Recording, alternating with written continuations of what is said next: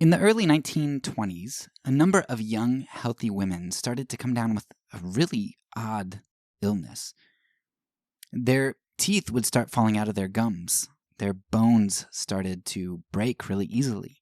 And they became weak, and many of them actually died. Well, it didn't take too long for people to figure out that these women had something in common. They were all workers in the same industry. They were dial painters of watches. They would paint all of those numbers and marks on watches and clocks. And recently they had started to use a new sort of paint, a paint infused with radium, which would help the numbers and the marks to glow at night. And to help them paint those really fine, precise numbers, they would actually lick their brushes to make the tips of their brushes be able to precisely paint all of the little marks that they had to paint.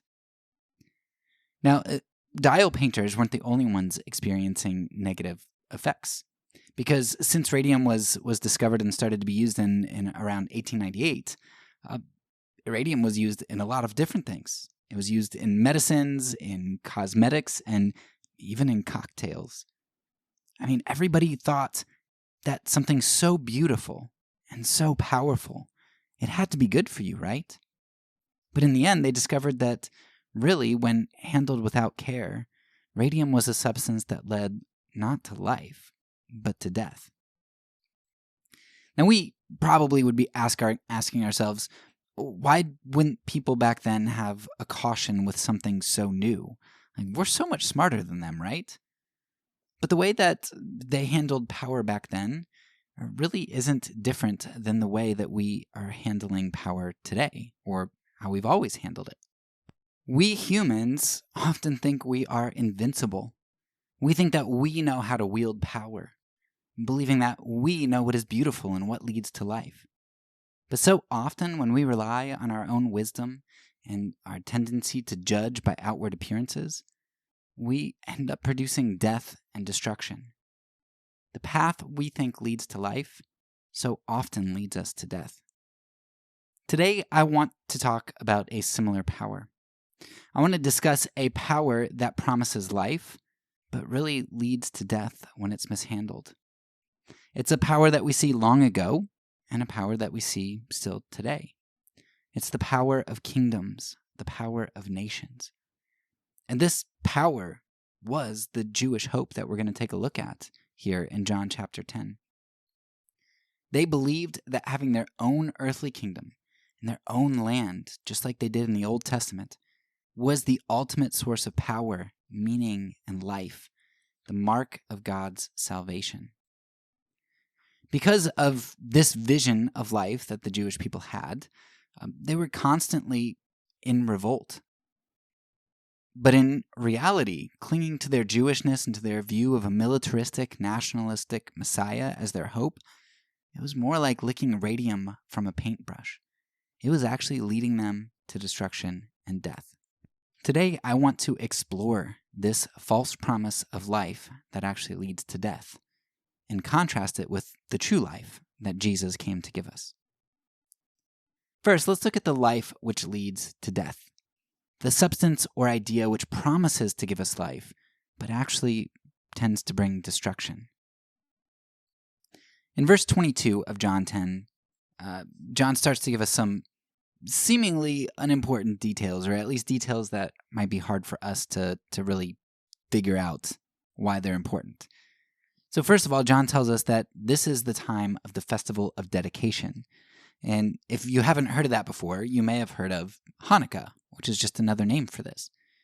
And Hanukkah just celebrates the victory of these two brothers, the Maccabees brothers, who led the Jewish nation against the oppressors of Greece, Syria, and they conquered them. They defeated them, they kicked them out, and they regained their temple and dedicated their temple again, which is why it's called the Festival of Dedication. And the Maccabees brothers were celebrated with palm branches, reminiscent of what we see in Jesus' triumphal entry. The Jews were so happy at this victory that in the book of Maccabees, they actually have this prayer to God, and they say that we never again want to be handed over to the blasphemous and the barbarous nations. So Hanukkah was a joyous time of celebration of the Jewish nation, national victory, and for the temple, and for the freedom of the Jews. So that's a really emotional time, right? And a really joyous time. But at this time in Jewish history, when Jesus comes on the scene, it's actually also a really tragic time.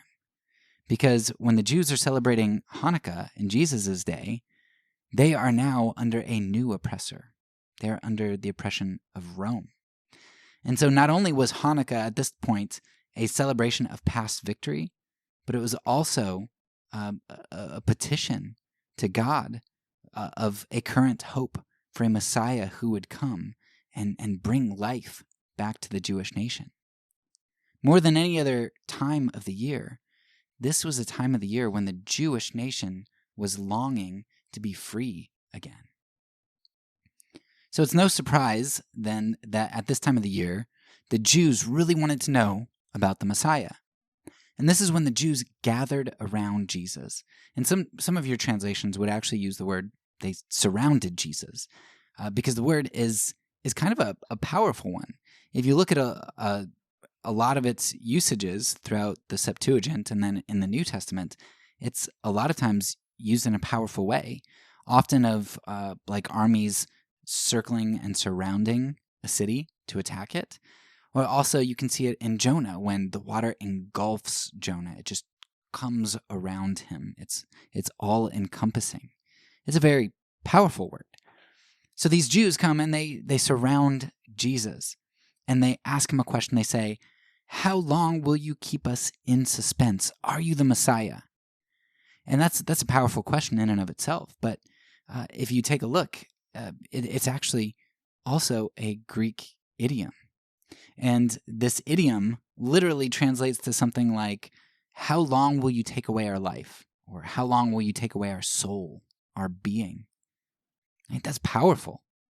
The Jews were desiring freedom, national freedom. They wanted a Maccabean Messiah. And so they said, "Tell us, Jesus, are you the Messiah who will deliver us from these Gentile oppressors? Are you the one who will give us the life of the nation back?" Powerful stuff. But John gives us one more detail that might seem unimportant, but I think kind of helps to fill out the picture here. He tells us that this is happening on Solomon's porch. Now, Solomon's porch was a part of the temple, but it was a part that was right off of the court of the Gentiles. And so it was a place where everybody could come. Unclean, women, Gentiles, Jews. Like everybody could be there. So it was a very inclusive place. So to kind of put all of these things together, it's a really emotional season of joy, but also longing and hope for future victory for the Messiah. There were probably a mixture of people groups standing around as the Jews surround Jesus, and they ask him, "Will you conquer our enemies and give us our life?" And by life, the Jews meant nation, military, vengeance against enemies, power, freedom. All of these types of things were encompassed in that idea. But this vision of life to destroy others, enemies, it wasn't what Jesus came to give. And not only did this false vision of life seek to destroy others, it ended up destroying the Jewish people from within. This type of life that they thought they were handling was actually something that led to corruption and death. And we know that it eventually led them to crucify Jesus, as we'll talk about in just a minute. And it also led to the destruction of the temple in 70 AD and the dispersal of the Jewish nation. Nationalism, freedom, power, right? All of those things, they promise life and fulfillment and comfort. These substances animate the actions of many towards what they think is life. But these things, when they become ultimate goals, are really false hopes that lead to death and destruction. We're willing to sacrifice anything to that which we make a god, to that which we view as something ultimate. And the Jewish leaders were even willing to sacrifice the Messiah himself to their vision. We think that our formula for life will bring us peace and comfort, but really, when we do this kind of thing, we're just painting with radium. While the Jews were focused on a vision of life that would actually lead to destruction and death, Jesus came to give true life. A life that wasn't built on hatred and vengeance and exclusion. Do you remember the question that the Jews asked Jesus? How long will you take away our life? How long will you keep us in suspense? Well, Jesus' response to that question in verse 28 is really, really fascinating, because he actually answers both of the questions, the literal question, but also what the question means, right? Listen to what Jesus says. Talking about his sheep, Jesus says, I give them eternal life, and they shall never perish. No one will snatch them out of my hand. So think about this. Jesus is saying, no one will take them from me. Right? I give them eternal life. He answers both of those questions. He says, I am the Messiah who came to bring life, and nobody takes that life away. That's profound. And that's good news, right? The Jews should have been really happy. The Messiah has finally come, and he is bringing life to his people. But the Jewish leaders run into a problem here because they realize that Jesus' definition of life really conflicts with their definition. Jesus' definition did not mean ethnicity and nation in the way that the Jewish identity meant. Because back in verse 16, Jesus said, I have other sheep that are not of the sheep pen. I must bring them in also. Jesus' plan as the Messiah was not to fulfill Israel's vision of liberation from Roman occupation, or the establishment of a Jewish state, or the protection of the temple. Jesus didn't come to fulfill these good but secondary visions of life. He didn't come to establish an earthly kingdom, but rather a heavenly one, a kingdom composed of every tribe, tongue, and nation. But the Jews could not put down that false vision of life.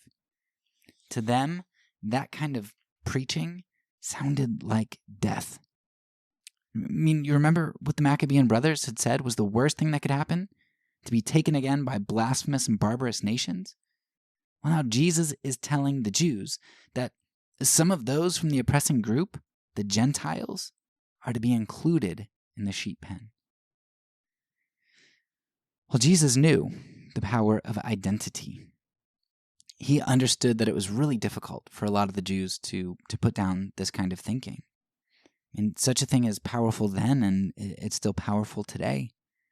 I mean, you all know this force all too well, because this type of national pride and desire to obtain power has caused so much pain for you, as Putin and many of the Russian people have allowed their faulty vision of life to destroy your peace.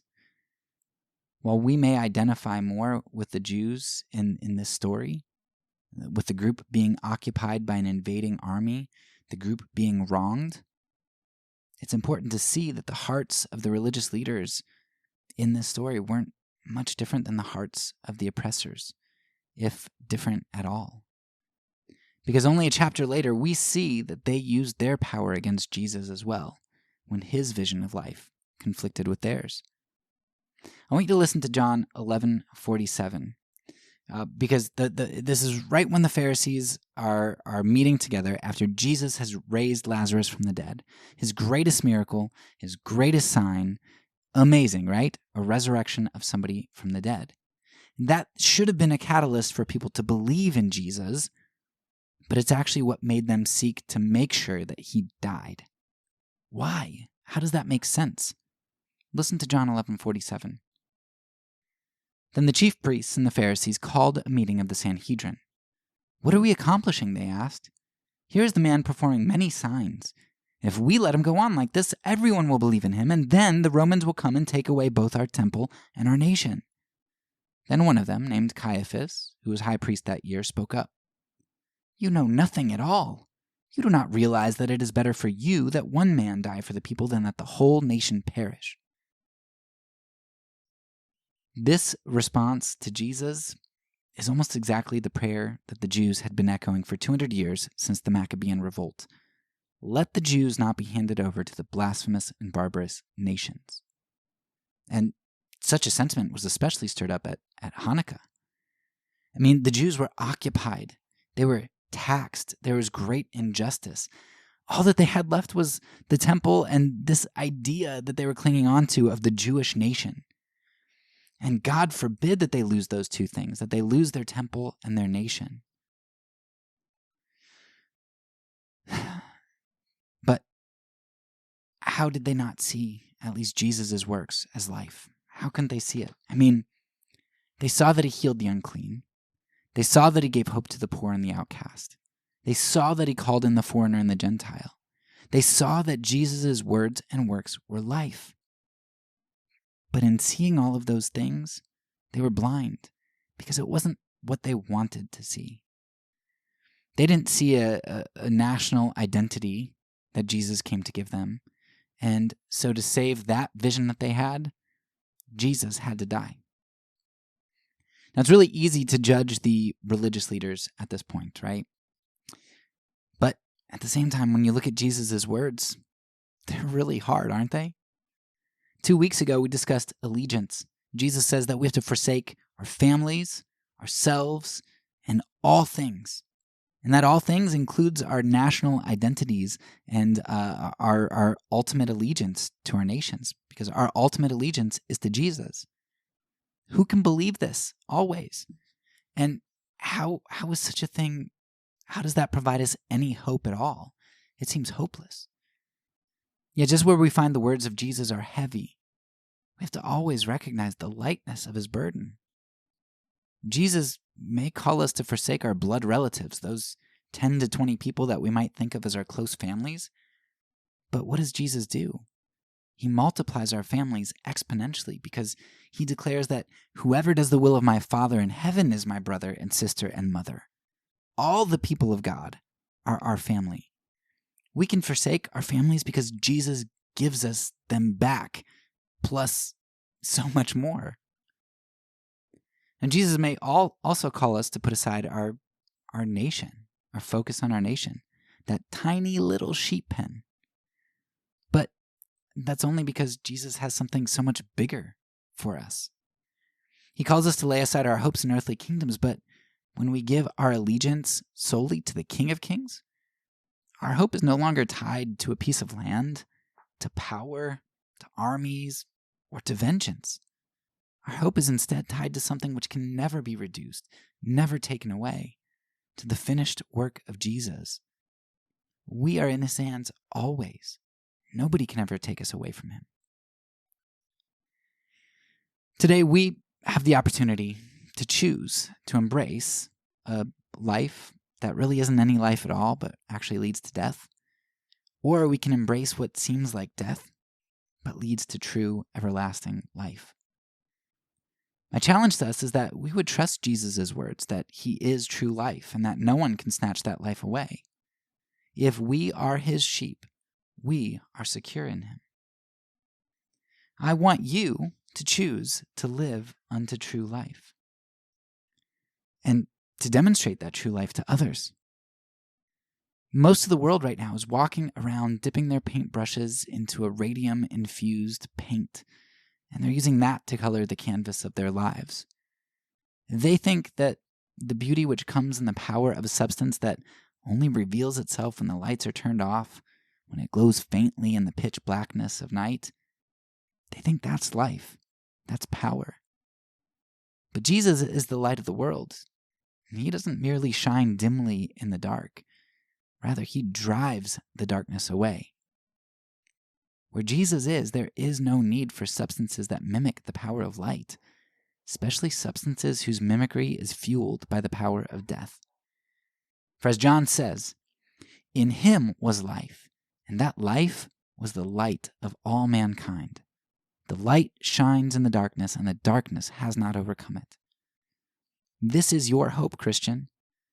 Not that you might one day have life, but that it is guaranteed to you now if you would only listen to your Savior's voice and trust Him for life, no matter where you are. Not only is this your hope, it's also your call. For you, Christian, are also the light of the world, and you are called to let that light shine before others. So as you leave today, embrace the light of life and let your light so shine.